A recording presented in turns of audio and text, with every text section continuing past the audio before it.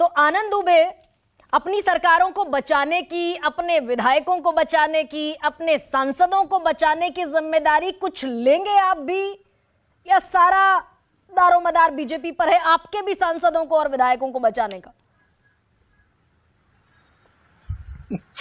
गरिमा जी नमस्ते। आजकल देश में एक आम चर्चा है कि जहां भारतीय जनता पार्टी को बहुमत मिलता है वहां वो सरकार बनाती है, लेकिन जहां जहां भारतीय जनता पार्टी को बहुमत नहीं मिलता है वहां वो जरूर बनाती है। 2-4 दिन पहले ही आदरणीय देवेंद्र फडणवीस जी का एक इंटरव्यू किसी चैनल पर सबने देखा।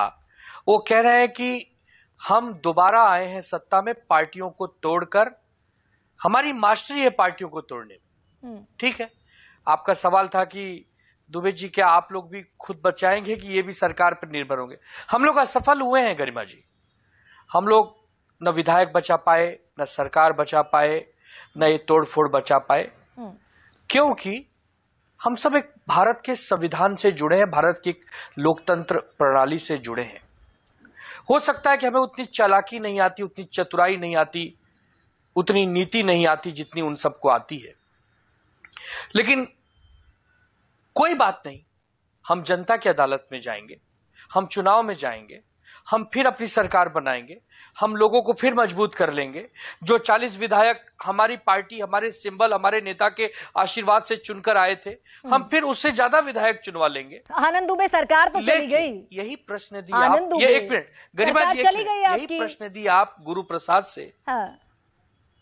सरकार चली गई ना? चली गई फिर आ जाएगी गरिमा जी, फिर आ जाएगी। लेकिन यही जो प्रश्न आप हमसे पूछ रही हैं कि दुबे जी आप लोग विपक्ष में हैं, क्या आप लोगों की जिम्मेदारी अब सरकार उठाएगा, आप अपने विधायक बचा नहीं पाते? हाँ। तो यही आप सवाल बीजेपी में बैठे लोगों से पूछिए कि कब तक ये अपराध करते रहोगे, कि कब तक पार्टियों को तोड़ते रहोगे।